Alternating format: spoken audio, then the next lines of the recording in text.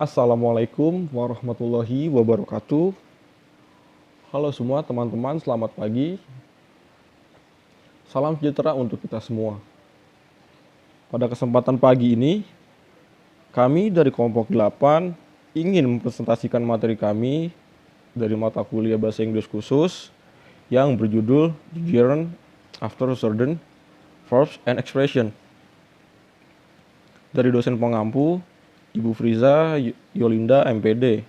Sebelum masuk ke pembahasan materi, izinkan saya untuk memperkenalkan personel dari kelompok 8.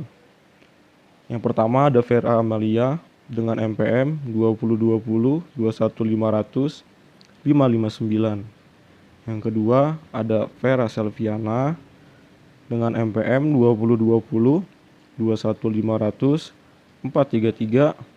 Yang ketiga ada Ashfa Mawadati dengan MPM 2020 21500 410. Dan terakhir ada Angga Tri Saputra dengan MPM 2020 21500 405. Pengertian gerund. Gerund adalah bentuk kata kerja yang diberi tambahan huruf ing dan berfungsi sebagai kata benda nouns atau membedakan kata kerja. Perbedaan gerund dengan present participle adalah gerund merupakan sejenis kata benda, tetapi present participle adalah semacam kata sifat memiliki arti sedang.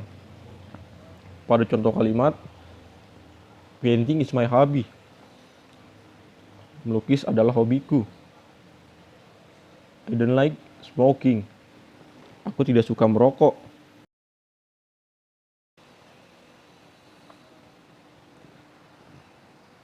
Gerund ada 3 macam. Jenis-jenis gerund tersebut adalah sebagaimana yang saya sebutkan sebagai berikut. Subject of sentence, subjek kalimat. Contoh kalimat, smoking is not good for your health.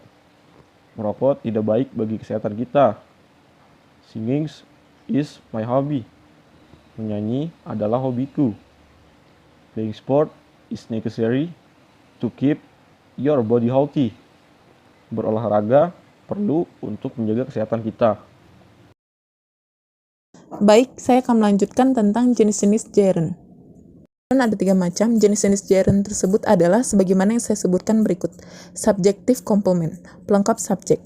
Contoh kalimat, his hobby is reading. Hobinya adalah membaca.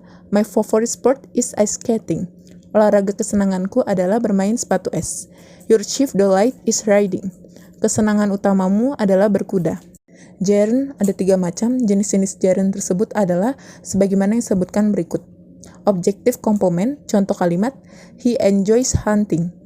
Dia laki-laki senang memburu. She likes shopping. Dia perempuan suka berbelanja. Penggunaan gerund. Berdasarkan fungsi, kita dapat membagi penggunaan gerund yang berarti sebagai kata benda nouns dapat digunakan sebagai berikut. Sebagai kata majemuk, compound nouns atau modifier yang menentukan sifat. Penggunaan gerund sebagai kata majemuk, compound nouns atau modifier kata yang menentukan sifat yang diletakkan di depan kata benda nouns memiliki fungsi untuk memberikan sifat yang mengandung arti, alat atau tempat sesuatu yang digunakan. Gerund sebagai head, kata atau kalimat yang berkedudukan sebagai yang dijelaskan. Digunakan di belakang kata no. Gerund di belakang kata no memiliki fungsi untuk membentuk kalimat pendek yang menyatakan larangan atau peringatan. Selanjutnya yaitu penggunaan gerunds. Berdasarkan fungsi, kita dapat membagi penggunaan gerunds yang berarti sebagai kata benda, yaitu nouns dapat digunakan sebagai berikut. Yang pertama, sebagai kata majemuk atau compound nouns atau modifier. Penggunaan gerund sebagai kata majemuk atau compound nouns atau modifier yang diletakkan di depan kata benda memiliki fungsi untuk memberikan sifat yang mengandung arti alat atau tempat. Yang kedua, gerund sebagai kata hard, kata atau kalimat yang berkedudukan sebagai yang dijelaskan. Yang ketiga digunakan di belakang kata no. Gerunds di belakang kata no memiliki fungsi untuk membentuk kalimat pendek atau menyatakan larangan atau peringatan.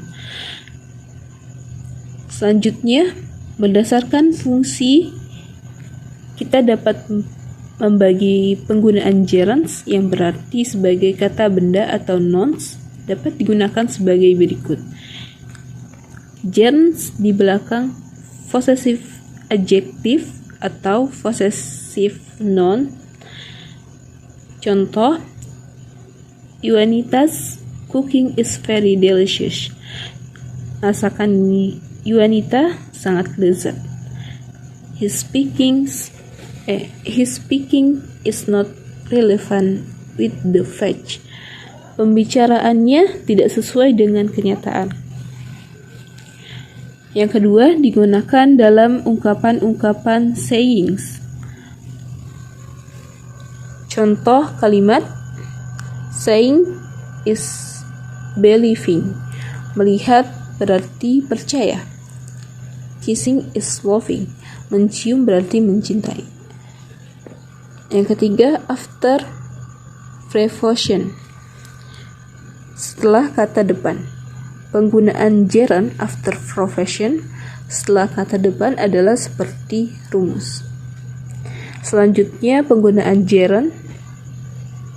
Berdasarkan fungsi, kita dapat membagi penggunaan gerunds yang berarti sebagai kata benda nouns dapat digunakan sebagai berikut.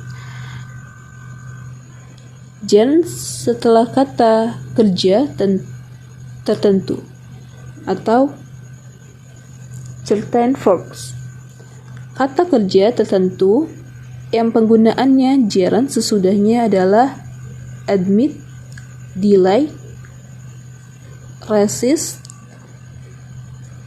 advance, deny, keep, realize, reach, risk, mention, stop, avoid, enjoy, mean, miss, reject, tolerant, finish, forget, consider, fresh, teach, consider, remember, understand, complete, suggest, dan lain sebagainya. Yang kedua, digunakan sebagai kata keterangan atau tambahan dalam kalimat. Yang selanjutnya, gerund setelah kelompok kata, yaitu kata tertentu digunakan untuk menyatakan ungkapan tertentu.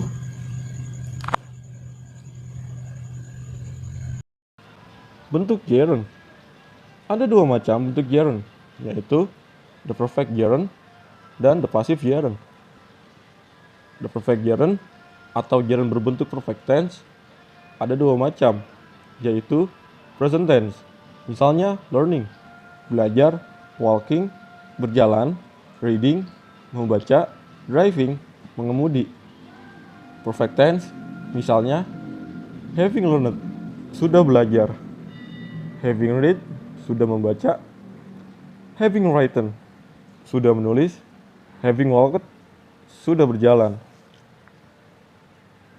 Berikutnya the passive gerund atau gerund yang berbentuk pasif. Ada dua bentuk passive gerund, yaitu present, misalnya being written atau ditulis, being asked atau ditanya, being eaten atau dimakan. Perfect, misalnya having been written, sudah ditulis. Having been asked, sudah ditanya. Having been eaten, sudah dimakan. Perbandingan gerund dengan verbal noun. Verbal noun adalah gerund yang dikata bendakan. Persamanya antara verbal noun dengan gerund adalah keduanya sama-sama memiliki bentuk, yakni verbs plus ing. Perbedaan antara gerund dengan verbal nouns yaitu gerund tidak mempunyai bentuk jamak atau plural, dan di depan gerund tidak diberi kata sedang atau artikel. Mempunyai sifat kata kerja, misalnya mempunyai objek tersendiri, mempunyai perubahan bentuk waktu atau tense, dan mempunyai bentuk pasif atau sebagainya. Verbs yang diikuti oleh gerund. Ada beberapa kata kerja verbs tertentu dapat diikuti oleh gerunds atau infinitive phrase yang tidak memiliki perbedaan arti atau memiliki ada perbedaan arti seperti di bawah ini. Tidak memiliki perbedaan arti antara gerund dengan infinitive phrase. Memiliki perbedaan arti antara gerund atau aktivitasnya sudah dikerjakan dengan infinitif atau aktivitasnya belum dikerjakan. Mungkin cukup sekian dari kelompok kami. Bila ada kekurangan dalam segi penyampaian dan ada kesalahan dalam pengucapan maupun tulisan, mohon dimaafkan. Wabillahi taufiq wal hidayah. Wassalamualaikum warahmatullahi wabarakatuh.